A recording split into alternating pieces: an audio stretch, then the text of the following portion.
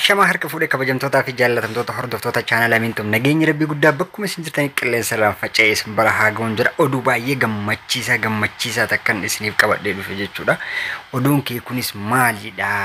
Hundumaa akkatti si gammachiisee jechuu dandeessan jechuudha. Oduun gammachiisaan kun waraanni adda bilisummaa Oromoo magaalaa Gidaamii jechuudha. Godinoota Oromiyaa keessaa godinoota adda addaa to'achuun isaa keessaa aanaalee adda addaa godinoota Wallagga Lixaa akkasumas Wallagga Bahaa fi Gujii naannoo Booranaa bakka adda addaa keessa faca'ee jiraachuun isaa hin beekama. Walloo keessas jiraachuun isaa hin beekama. Amma guutumaan guututti aanaa guddaa ta'e tokko Ana Gidaamii guutumaan guututti to'achuu danda'ee jira jechuudha. Haala nama boonsuun jechuudha. Viidiyoo isaa kan sagaleedhaan illee deeggarame kan isiniin dhageeffattan ta'a jechuudha.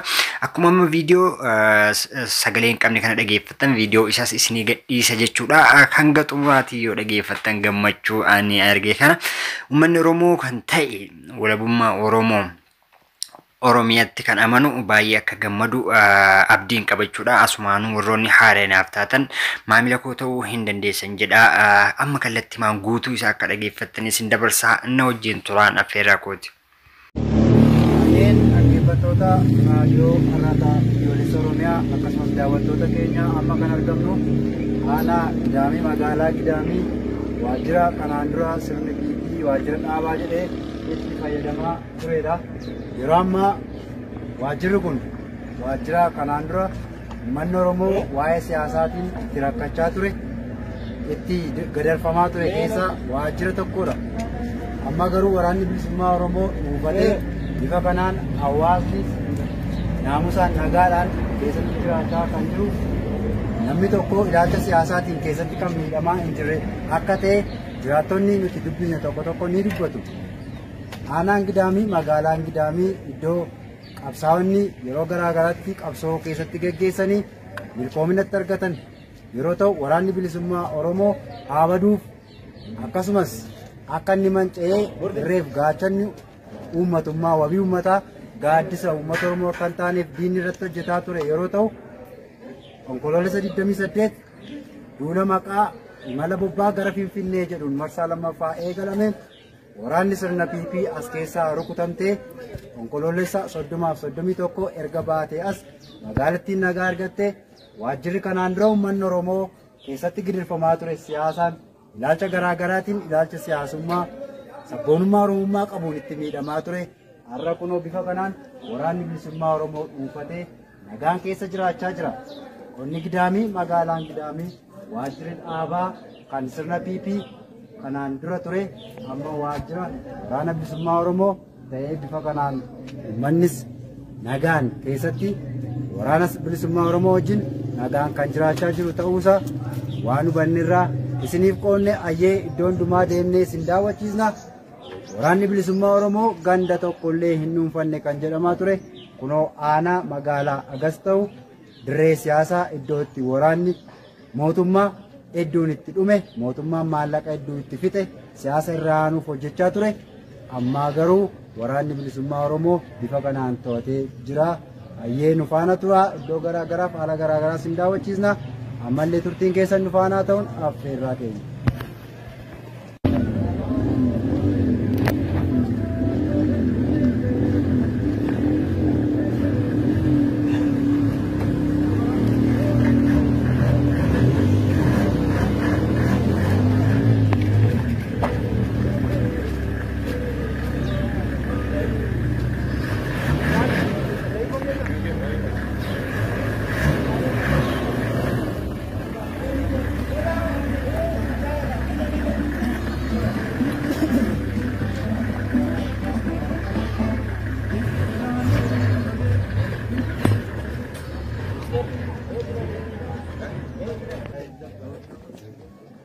Ayyee dhaggeeffattootaa fi daawwattoota raadiyoo Arraataa Biyyoolessa Oromiyaa amma immoo miseensa waraana bilisummaa Oromoo tokko isiniif affeerree jirra. Aanaa Gidaamii magaalaa Gidaamii keessatti argamna. Magaalaan Gidaamii yeroo ammaa aanaa gandoota hunda dabalatee to'annoo waraana bilisummaa Oromoo jala jira. Kana ilaalchisee akkaataa lolli itti turee fi haala hawaasni fakkaatu waa tokko irraa iyyafachuuf isaaniin affeerree jirra. Ayyee maqaan keessan ibsuudhaan gaaffilee keenyatti fufnaa Jaaleenyu siniin jedhan. Ayyee jaaldaandii sabaa yeroo ammaa magaalaa Gidaamii keessa jirtu. Magaalaan Gidaamii akka waliigalaatti aanicha dabalatee yeroo garaa garaatti sochiin diinaa harcaatota waraanaa fi hedduun taasifamaa ture. Akkamiin naannoo kana dhuunfattan dhuunfannaa keessan kanaan immoo haala hawaasa keessa jiru maal fakkaata?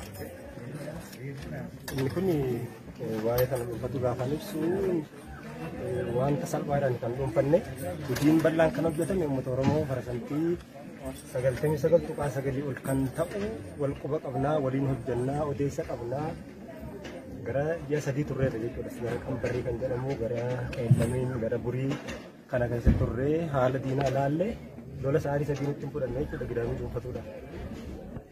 Ayyee miira hawaasni guyyaa sanatti isin simate maal fakkaatan? Wiirtuun kun wiirtuu diinni keessa socho'aa turedha. Uummata Oromoof waraana bilisummaa Oromoo addaan kutuuf lola garaa garaa ture. Yeroo magaalaa seentan akkamiin isin simate miirri gammachuun hawaasaa maal fakkaata? Maal daawwattan? Inni kun waan baay'ee nama dhibudha. Waan baay'ee nama dhibudha. Uummanni Oromoodha. Kaleessas deengaddas quba qabna keessa jirra wanta ta'eef gammachuu baay'ee nutti qabaa. Waan qabnu kennee boo'ee nu simata. Garuu wanti rakkoo ta'e magaalaa keessatti warri magaalaa namoonni tokko karaa ittiin jiru haala miira isaanii gaafa galtu sitti dhagahama jechuudha. Akkaataa fakkeenyaaf gaafa Qeellamiin buqqaafnu gaafa Gidaamii buqqaafnu akkaataa dhukaasatti dhukaasnu wallaalle jechuudha. Uummanni iyyaa inni kun inni ilchaa inni kun inni sirbaa baay'ee hamilee namatti godha. Ani wanta qabsoo bilisummaa Oromoo keessatti wanti hamilee namatti godhe egan gabbeen arge mi'a qabsoo bilisummaa Oromoo egan gabbee. Uummanni Oromoo akkam akka roorrifame akkam akka dhaaba kana jaallatu akkam wareegama kaffalu akka barbaadu hawwii akkam akka qabu hamilee waan namatti godhaati.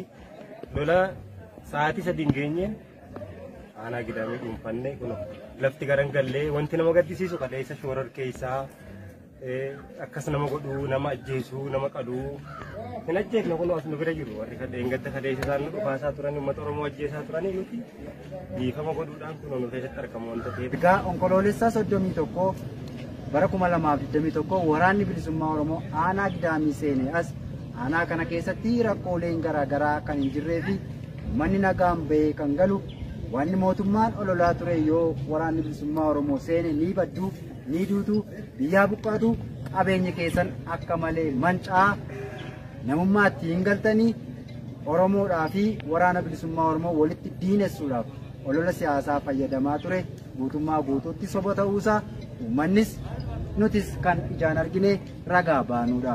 Kanaaf aanaan Gidaamii gaafa kaatu qabsoon bilisummaa Oromoo duukaanii kaati. Uummanni aanaa Gidaamii yeroo ammaatti guyyaa waraanni bilisummaa Oromoo diina gugsee aree mooraadhaa baasee kaasee miira gammachuu keessa akka jiruu fi bilisummaan amma akka aanaa Gidaamiitti argame akka guutuu biyyaatti akka guutuu Oromiyaatti Oromiyaan walaboomtee mootummaa mataa ishee ijaarrattee akka gad dhaabbattu fedhii guddaa akka qaban akka ta'e jiraattonni aanichaa ni dubbatu. Egaan kabajamoo dhaggeeffattoota raadiyoo Arraata Biyyoolessa Oromiyaa kana isin daawwachiisne dhoolee garaa garaas namootas dubbisuudhaan waan aanaan Gidaamii fakkaatu isiniif dhiyeessuu itti fufnaa.